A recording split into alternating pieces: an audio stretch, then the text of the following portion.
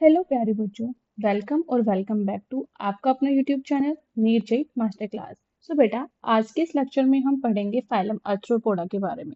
Okay, तो देखो इसके नाम से ही आपको पता चलेगा कि क्या है। अर्थ्रो का मतलब होता है बेटा जॉइंटेड, ठीक है, और पोडा का मतलब होता है लेग्स। मतलब कि आप इसको कंबाइन करके बोल सकते हो कि वो एनिमल्स जिनके अंदर जॉइंटेड अपेंडेजेस होती हैं या जॉइंटेड लेग्स होती हैं, तो हम लिख सकते हैं इसको जोड़ के कि जॉइंटेड अपेंडेजेस। ठीक है, ये बात कर ली भाई हमने। दूसरा इनके बारे में मेन एक फीचर है या इनके बारे में स्पेशलिटी बोल लीजिए कि जो अर्थ्रोपोडा है ना बेटा, वो क्या है, लार्जेस्ट फाइलम है। क्या है, लार्जेस्ट फाइलम है बच्चे। ओके, अब बोलें कि भाई लार्जेस्ट फाइलम किस तरीके से है, तो आप लोग बोलना कि जो 2/3 स्पीसीज होती है ना अर्थ की, वो क्या आती हैं, अर्थ्रोपोडा के अंदर आती है। तो देख लो आप, अब अर्थ के ऊपर कितनी सारी स्पीसीज हैं, उसका 2/3 पार्ट जो है स्पीसीज का, 2/3 पार्ट ऑफ स्पीसीज वो क्या है, आर अर्थ्रोपोडाज। ठीक है भाई, हमने ये भी समझ लिया। अब देखो कि जो आपके अर्थ्रोपोडाज होते हैं, आप सबको पता है इनके एक क्यूटेनियस एक्सोस्केलेटन होता है जो किसका बना होता है, होमोपोलीसेक्राइड, है ना।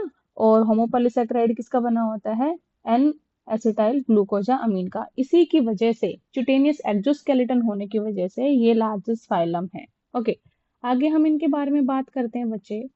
तो देखो, जो आपके अर्थ्रोपोडाज होते हैं उनके अंदर क्या है, organ system level, organ system level of organization present है। ठीक है, समझ में आ गया। ये क्या होते हैं, बाइलेटरली सिमेट्रिकल। ये हमारी एनसीईआरटी लिखती है सारी चीजें, bilaterally symmetrical. Okay ma'am, done हो गया। देन हम इनके बारे में बात करें तो ये बेटा ट्रिप्लोब्लास्टिक होते हैं। क्या होते हैं, ट्रिप्लोब्लास्टिक।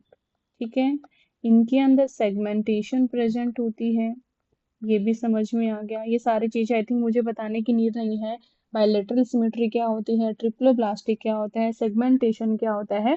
अगर आप लोगों को फिर भी इनमें डाउट है तो सबसे पहला वाला लेक्चर जो है अपना एनिमल किंगडम का, एनिमल प्लेलिस्ट खोलना चैनल पे जाके, उसमें आपको डिटेल में सारी चीजें मिल जाएंगी। ठीक है, और अगर हम बात करें तो ये सिलोमेज एनिमल्स है।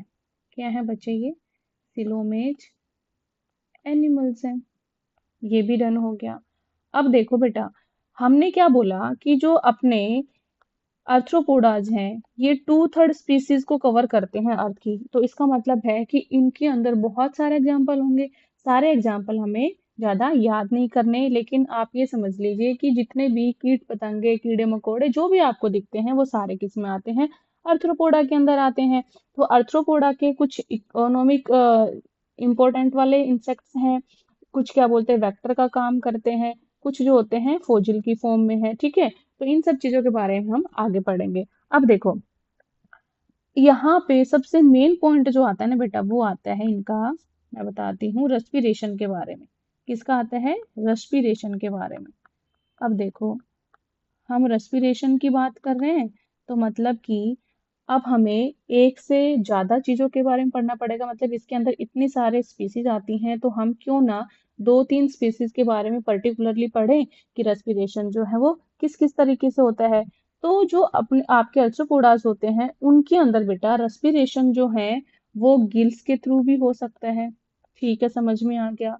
वो बुक गिल्स के थ्रू भी हो सकता है। ओके, बुक लंग्स के थ्रू भी हो सकता है। हो डन मैम।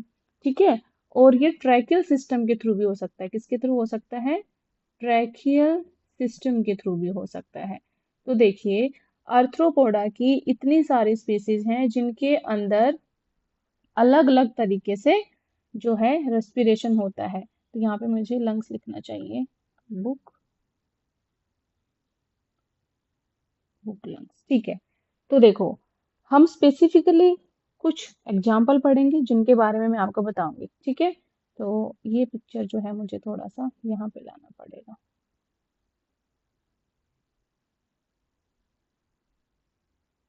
Okay, done. तो देखो बेटा, सबसे पहले जो हम बात करेंगे, हम पढ़ेंगे बेटा क्रस्टेशियंस के बारे में। रेस्पिरेशन में बता रही हूँ आप लोगों को, ये इम्पोर्टेंट पॉइंट है, ठीक है, जस्ट फॉर नॉलेज भी है और आपको याद भी होने चाहिए चीजें, ठीक है। तो रेस्पिरेशन सबसे पहले हम बात करते हैं बच्चे क्रस्टेशियंस के बारे में। किसके बारे में? क्रस्टेशियंस के बारे में, और वो भी कौन से? एक्वेटिक वाले, ठीक है। तो क्रस्टेशियंस जो हैं एक्वेटिक वाले, वो रेस्पिरेशन किस तरीके से करते हैं बेटा? वो करते हैं गिल्स के थ्रू। किसके थ्रू करते हैं? गिल्स के थ्रू करते हैं। समझ में आ गया? यस बच्चे, ओके। दूसरा हम बात करते हैं लाइमुलस। तो डायग्राम में ये दिख रहा है आपको लाइमुलस। लाइमुलस जो है उसके अंदर जो रेस्पिरेशन होता है वो किसके थ्रू होता है बच्चे? बुक गिल्स के थ्रू होता है। किसके थ्रू होता है? बुक गिल्स के थ्रू, आपको ये याद रखना है। दूसरा हम बात करते हैं आपका, जैसे कि क्या बोलते हैं, ये स्पाइडर्स हो गए, है ना, आपके ये पेरीप्लेनेट है, मतलब कॉकरोचेस हो गए, इन सब के बारे में भी हम पढ़ेंगे। तो दूसरा हम पढ़ते हैं एरिएना, जिसको आप बोलते हैं क्या? स्पाइडर, ठीक है। स्पाइडर जो होता है आपका, इसके अंदर किस तरीके का रेस्पिरेशन किसके थ्रू करते हैं? ये करते हैं बुक लंग्स के थ्रू। बुक लंग्स के थ्रू, ठीक है। आपको इनमें डिफरेंस पता होना चाहिए। लाइमुलस जो है, कंफ्यूज नहीं होना, वो रेस्पिरेशन करते हैं बुक गिल्स के थ्रू, और जो आपके स्पाइडर्स होते हैं वो करते हैं बुक लंग्स के थ्रू। अब बेटा बच गया हमारे कुछ और चीजें, जैसे कि इसमें आप स्पाइडर और दूसरा स्कॉर्पियन जो होते हैं आपके, मैं लिख देती हूँ यहाँ पे, इसके अलावा जो स्कॉर्पियंस हैं वो भी आपके, स्कॉर्पियन जो होते हैं वो भी किसके थ्रू करते हैं बच्चे? बुक गिल्स के थ्रू ही करते हैं, ठीक है। तो हमने तीन चीजों के बारे में तो पढ़ लिया कि जो क्रस्टेशियंस है एक्वेटिक वाले वो गिल्स के थ्रू करेंगे, हमारा जो लाइमुलस है वो बुक गिल्स के थ्रू करेगा, स्कॉर्पियन और स्पाइडर किसके थ्रू करेंगे? बुक लंग्स के थ्रू करेंगे। अब आपके जो भी इंसेक्टा अदर बच गए, अदर इंसेक्टा जो बच गए, उनमें से कुछ करेंगे बेटा किसके थ्रू करेंगे रेस्पिरेशन? वो करेंगे ट्रैकियल ट्यूब्स के थ्रू। ट्रैकियल ट्यूब्स के थ्रू, ठीक है। कैसे गलत हो रहा है?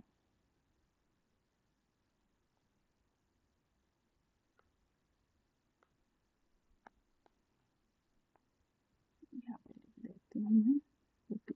ओके, तो जो मैंने आपको अभी बताया, क्या वो एग्जांपल कवर कर लिए? देखो हमने बात की थी गिल्स के थ्रू होता है रेस्पिरेशन, बुक गिल के थ्रू होता है, बुक लंग्स के थ्रू होता है और ट्रैकियल सिस्टम के थ्रू होता है। आपको गिल्स का कोई एग्जांपल पूछे तो आप बता सकते हैं क्रस्टेशियंस, वो भी एक्वाटिक वाले, वो गिल्स के थ्रू करते हैं अपना रेस्पिरेशन, ठीक है।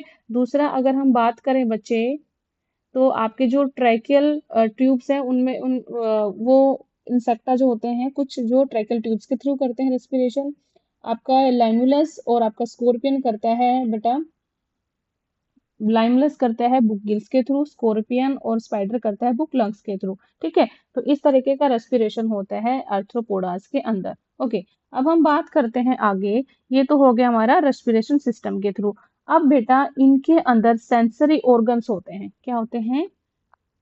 सेंसरी ऑर्गन्स होते हैं, ठीक है। अब इनके सेंसरी ऑर्गन्स आपको पता है कि वो उनके ओल्फैक्शन में, मतलब उनके स्मेलिंग करने में, है ना, आपकी टैक्टाइल जो होते हैं उनको टच से, वाइब्रेशन से पता चल जाता है। तो आपने एक चीज नोटिस करी है कि जो कॉकरोच होता है, कभी जब हम उसको किचन वगैरह में देख लेते कहीं पे भी, तो वो जब हम उसको पकड़ने जाते हैं उससे पहले वो भाग जाता है, इतनी तेज स्पीड से भागता है। क्यों?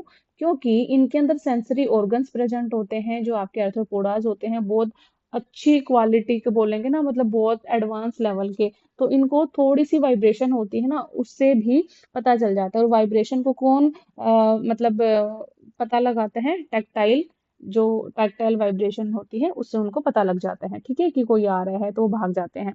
तो सेंसरी ऑर्गन्स की बात करें तो सेंसरी ऑर्गन में क्या क्या प्रेजेंट होते हैं बेटा?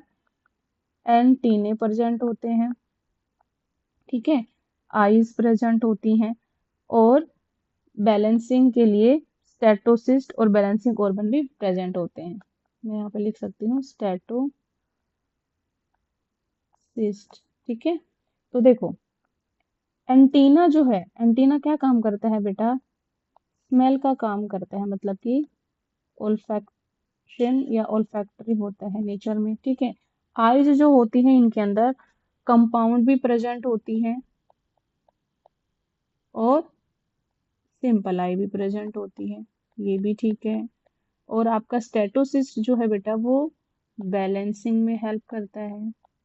ठीक है, और वाइब्रेशंस को भी वो कैच कर लेता है। ठीक है, तो देखो जो सेंसरी ऑर्गन्स हैं इनके अंदर मोस्टली जो आपके अर्थोपोडा होते हैं इनके अंदर कंपाउंड आईज ज्यादा मिलती हैं, तो उसकी वजह से जो विजन होता है कंपाउंड आई की वजह से वो होता है मोजाइक विजन। ठीक है, मतलब कि उनको ज्यादा इमेज फॉर्मेशन दिखती है, मोजाइक विजन। ठीक है, यहाँ तक समझ में आ गया। ठीक है बेटा, अब हम बात करते हैं इनके एक्सक्रीशन की, कि इनका जो एक्सक्रीशन होता है वो किसके थ्रू होता है। तो आप लोगों ने यहाँ तक हम पहुंचे हैं तो आप लोगों ने देखा होगा कि हर फाइला के अंदर कुछ ना कुछ अलग तरीके की सेल होती हैं जो एक्सक्रीशन में मदद करती है। तो आर्थ्रोपोडास के अंदर जो एक्सक्रीशन होता है वो किसके थ्रू होता है बेटा, मल्फिजियन ट्यूब्यूल्स के थ्रू होता है। किसके थ्रू होता है, मल्फिजियन ट्यूब्यूल्स के थ्रू होता है। ठीक है, ये आपको याद रखना है, इंपॉर्टेंट पॉइंट है। मालफिजन ट्यूब्यूल इनके एक्सक्रीशन में हेल्प करती हैं। अगर हम बात करें इनके सेक्सेस की, तो ये मेनली क्या होते हैं, मोस्टली डायसिस होते हैं। ये चीजें मुझे बताने की आई थिंक नीड नहीं है, मैं बहुत बार बता चुकी हूँ। आप लोगों को फिर भी डाउट आता है तो मुझसे पूछना।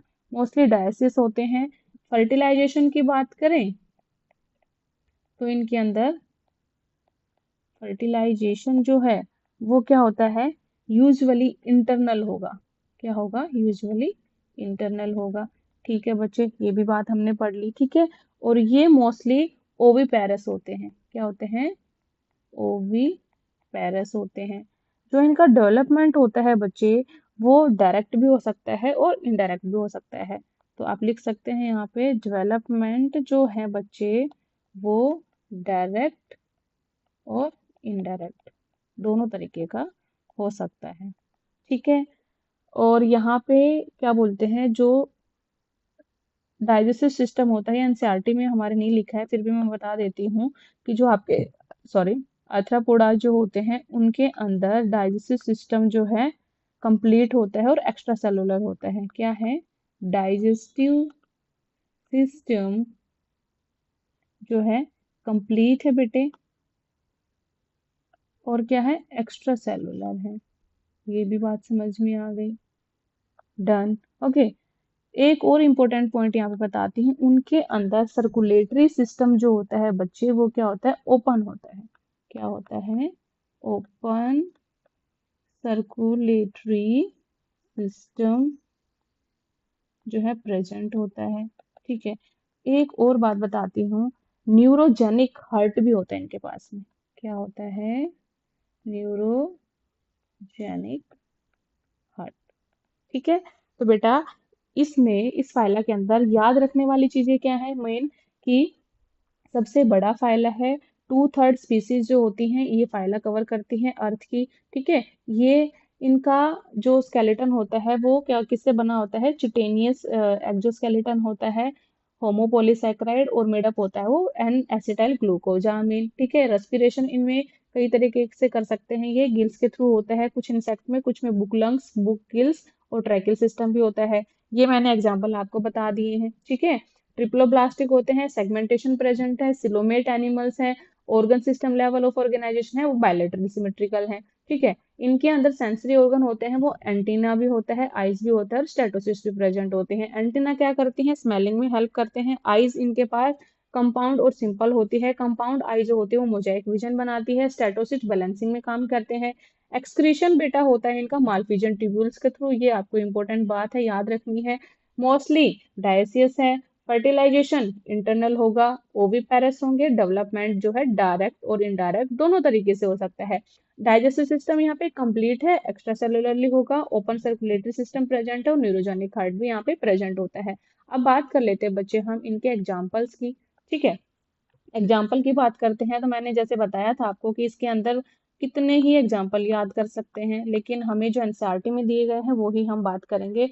तो सबसे पहले हम बात करेंगे कि इकोनॉमिकली इम्पोर्टेंट इंसेक्ट।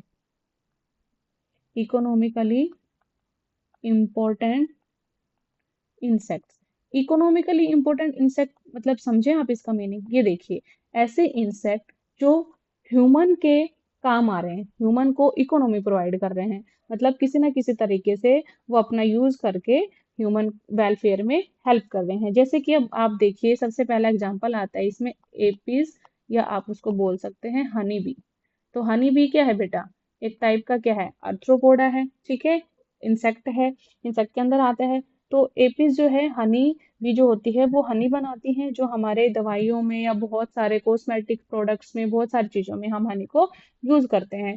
दूसरा एग्जाम्पल आता है बेटा आपका बोम्बेक्स, ठीक है, जो सिल्क वॉर्म बोलते हैं, इससे सिल्क बनता है, तो ये भी ह्यूमन वेलफेयर में यूज होता है बहुत ज्यादा।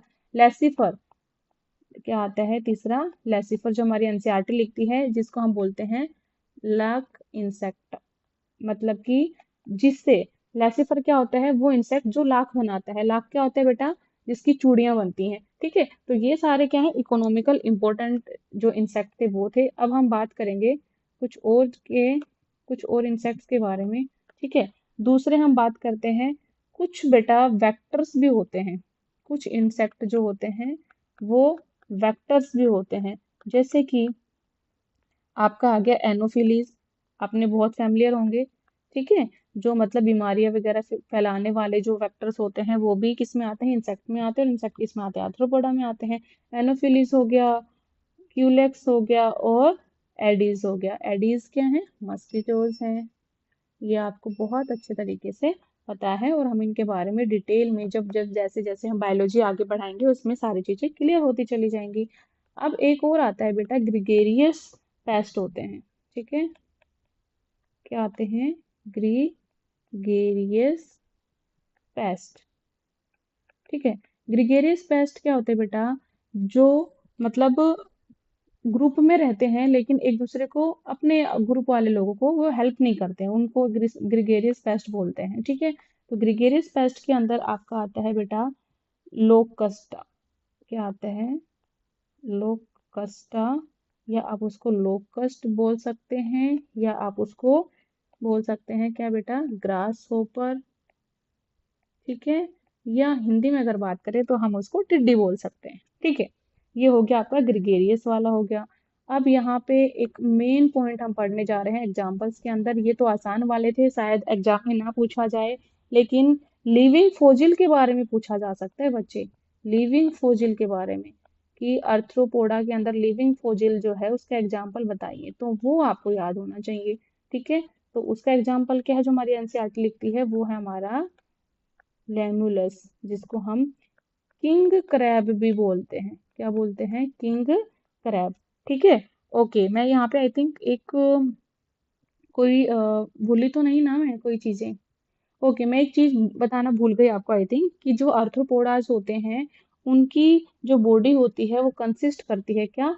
Head, thorax and abdomen. तो जो आर्थ्रोपोडाज होते हैं हमारे, उनकी बॉडी क्या कंसिस्ट करती है? यहाँ पे लिख देती हूँ। आर्थ्रोपोडा की जो बॉडी है वो कंसिस्ट करती है, बॉडी कंसिस्ट ऑफ क्या? हेड,